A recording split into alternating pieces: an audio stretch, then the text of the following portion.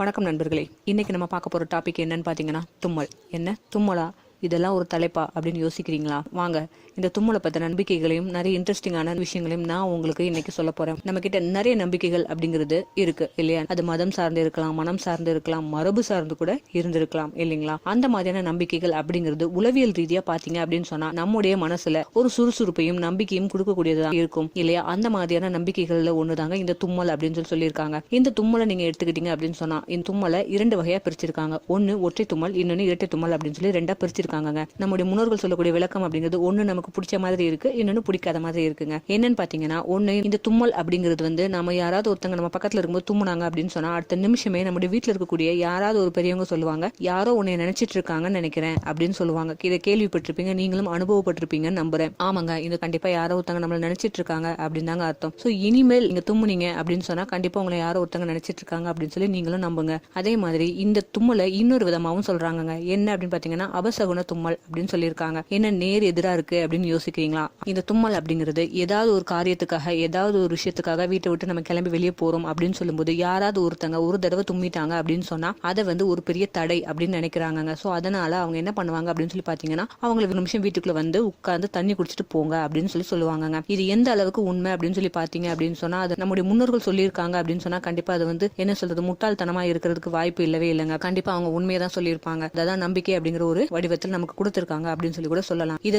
நாங்க மட்டும் சொல்லலாங்க, இது நம்முடைய முன்னோர்கள்ல திருவள்ளுவர் முதற்கொண்டு நிறைய புலவர்கள் இதை பத்தின குறிப்புகளை நமக்கு நிறையவே கொடுத்திருக்காங்க. சிலப்பதிகாரம்ல இருந்து வள்ளுவர்ல இருந்து நிறைய பேர் இந்த குறிப்புகளை தும்மல் அப்படிங்கிற ஒரு விஷயத்தை பத்தி நிறைய கொடுத்திருக்காங்க. வள்ளுவர் அவருடைய குரல்லையே நமக்காக ஒரு அதிகாரத்தை ஒதுக்கி இருக்காரு அப்படின்னு சொல்லி கூட சொல்லலாங்க. சரிங்க, வாங்க அடுத்த தும்மல் பத்தி பார்க்கலாம். இரட்டை தும்மல் அப்படின்னு சொல்லியிருக்காங்க. இப்போ இந்த ஒற்றை தும்மல் அப்படிங்கிறது இருக்குங்களாங்க, அந்த ஒற்றை தும்மல் அப்படிங்கிறது ஒரு முறை தும்மிட்டு அடுத்த செகண்டே நீங்க இன்னொரு தும்மல் போட்டீங்க அப்படின்னு சொன்னா அதை இரட்டை தும்மல் அப்படின்னு சொல்றாங்க. இதை நல்ல தும்மல் அப்படின்னு சொல்றாங்க. என்னன்னு பாத்தீங்கன்னா, இப்ப நம்ம எங்கேயாவது கிளம்பி போகும்போது டக்குன்னு தும்முறாங்க இல்லையா, அதை தடை அப்படின்னு சொல்லியிருக்கோம். அடுத்தது உடனே அடுத்த செகண்டே இன்னொரு தும்மல் போட்டாங்க அப்படின்னு சொன்னா தடை நீங்கிருச்சு அப்படின்னு சொல்லியிருக்காங்க. சோ இததான் ஒற்றை தும்மல் இரட்டை தும்மல் அப்படின்னு சொல்லி பிரிச்சிருக்காங்க. சரி, வள்ளுவர் இதை பத்தி சொல்லியிருக்காரு அப்படின்னு சொல்லி நம்ம சொல்லியிருந்தோம் இல்லையா? வாங்க இவருடைய குரல்ல தும்மல் அப்படிங்கிற ஒரு பதிவை கொடுத்திருக்காரு அப்படிங்கறத நான் உங்களுக்கு சொல்றேன். ஒரு தலைவன் தலைவிக்கான அழகான காதல் வாழ்க்கை இதுல பதிவு பண்ணியிருக்காரு அப்படின்னு கூட சொல்லியிருக்காங்க. அதாவது, நினைப்பது போன்று நினையார்கொள் தும்மல் சினைப்பது போன்று கெடும். எனக்கு தும்மல் வருவது போல தோன்றி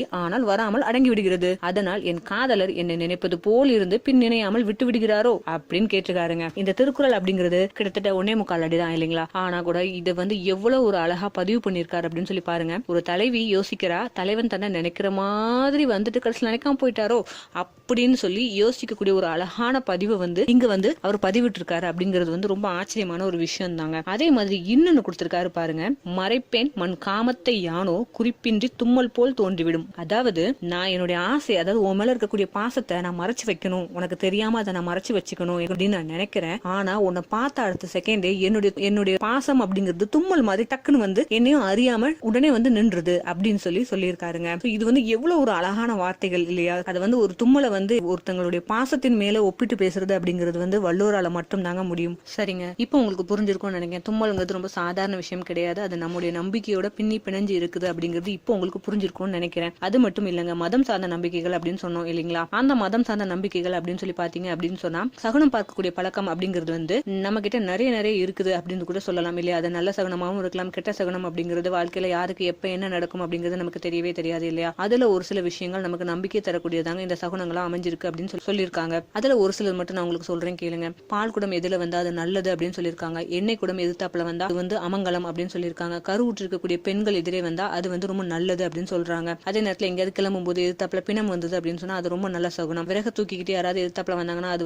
அமங்கலம் அப்படின்னு சொல்லியிருக்காங்க. அப்புறம் வீணை, புல்லாங்குழல், சங்கு, ஆலயமணி இந்த மாதிரி சத்தங்கள் கேட்கக்கூடியது நல்ல சகுனம் சொல்லியிருக்காங்க. உங்களுடைய வாழ்க்கையில் நீங்க எல்லாருமே அனுபவப்பட்டிருக்கீங்களா அப்படின்னு எனக்கு தெரியல. ஆனா இன்னைக்கும் கிராமப்புறங்கள்ல பாத்தீங்க அப்படின்னு சொன்னா மணி ஓசை அப்படிங்கிறது ஒரு நல்ல சகுனம் அப்படின்னு சொல்லுவாங்க. ஏதாவது ஒரு விஷயம் பேசிட்டு இருக்கும்போது, ஏதாவது ஒரு செயல் செஞ்சிட்டு இருக்கும்போது அந்த நேரத்துல கோயில் மணியோ இல்ல நம்முடைய செல்போனுடைய மணியோ அடிச்சுது அப்படின்னு சொன்னா கண்டிப்பா அது அந்த விஷயம் விஷயம் நடக்கும் அப்படிங்கிற ஒரு நம்பிக்கை வந்து இன்னைக்கும் நம்ம கிட்ட இருக்கு. ஏதாவது ஒரு விஷயங்கள் பேசிட்டு இருக்கும்போது மேல இருந்து ஏதாவது பூக்கள் கீழே விழுறது, அந்த மாதிரியான சகுனங்கள் கூட நம்ம கிட்ட இருக்கு. இது எல்லாமே சின்ன சின்ன விஷயங்களா இருந்தாலும் கூட நம்முடைய மனசுக்கு அது எல்லாமே ரொம்ப ரொம்ப நம்பிக்கையும் சந்தோஷத்தையும் சுறுசுறுப்பையும் தரக்கூடிய ஒரு பெரிய நிகழ்வுகளா இருக்குது அப்படின்னு சொல்லலாங்க. சோ நம்பிக்கை அப்படிங்கிறது ஒன்றும் ரொம்ப சாதாரண விஷயம் இல்லவே இல்லை இல்லைங்களா? இப்ப இங்க நம்ம சொல்ல வந்திருக்கக்கூடிய விஷயங்கள் என்ன அப்படின்னு சொல்லி பாத்தீங்கன்னா, நம்பிக்கை அப்படிங்கிறது வந்து நம்பிக்கை தாங்க. அதுக்கு வந்து வேற எந்த ஒரு வார்த்தைகளும் கொண்டு அதுல வந்து ஃபில் பண்ணவே முடியாதுங்க. அது வந்து உண்மையா இருக்கும் பட்சத்தை அது உண்மை அப்படின்னு சொல்லி ரொம்ப சிம்பிளா சொல்லிட்டு போயிடலாங்க. ஆனா நம்பிக்கை அப்படிங்கிறது வந்து ரொம்ப ரொம்ப மகத்துவமான ஒரு வார்த்தை அப்படிங்கிறது தாங்க இங்க வந்து உண்மை. அதாவது நம்பிக்கை அப்படிங்கிற ஒரு வார்த்தைக்கு கண்ணதாசன் அழகான ஒரு விளக்கம் கொடுத்திருக்காரு. என்ன அப்படின்னு சொல்லி பாத்தீங்க அப்படின்னு சொன்னா, நம்பிக்கைகளை அதாவது நம்பிக்கை அப்படிங்கிற ஒரு விஷயத்தை பத்தி யாரெல்லாம் விமர்சிக்கிறாங்களோ அவங்களுக்காக சொல்லி இருக்காரு. என்ன அப்படின்னு சொல்லி பாத்தீங்கன்னா, அவர்களை அவர்களுடைய பகுத்தறிவு காப்பாற்றட்டும், எங்களை எங்களது நம்பிக்கை காப்பாற்றட்டும். வாழ்க்கை எப்பவுமே எல்லாருக்குமே ஏதோ ஒரு நம்பிக்கையில தான் சுத்திட்டு இருக்குது அப்படின்னு சொல்லலாம் இல்லையா? அது ஒரு நூல் அளவு இருந்தாலும் நம்பிக்கை அப்படிங்கிறது ரொம்ப ரொம்ப முக்கியமான ஒரு விஷயம் அப்படிங்கிறது தாங்க இங்க சொல்லி இருக்காங்க. அதே நேரத்துல இங்க சொல்ற விஷயம் ரொம்ப சிம்பிளான ஒரு விஷயம் தாங்க. நம்பிக்கை அப்படிங்கிறது எந்த அளவுக்கு உண்மை அப்படிங்கிறது நமக்கு தெரியாது. ஆனா நம்பிக்கை அப்படிங்கிறது உண்மையை விடவும் ரொம்ப வலுவானது அப்படிங்கிறது தாங்க இங்க சொல்ல வந்திருக்கேன். சரி நண்பர்களே, உங்களுக்கு இந்த கருத்து பிடிச்சிருந்தது அப்படின்னு சொன்னா கண்டிப்பா உங்களுடைய கருத்துக்கள் எல்லாத்தையும் நீங்க கமெண்ட் பாக்ஸ்ல தெரிவிக்கலாம். திட்டணும்னா திட்டலாம், வாழ்த்தணும்னா வாழ்த்தலாம். மேலும் இது போன்ற கருத்துக்கள் நீங்க தெரிஞ்சுக்கணும் அப்படின்னு சொல்லி ஆசைப்பட்டீங்க அப்படின்னு சொன்னா நம்மோட சேனலை சப்ஸ்கிரைப் பண்ணுங்க. அதோட மட்டும் இல்லாம பக்கத்துல இருக்கக்கூடிய அந்த பெல்லையும் அடிச்சிருங்க.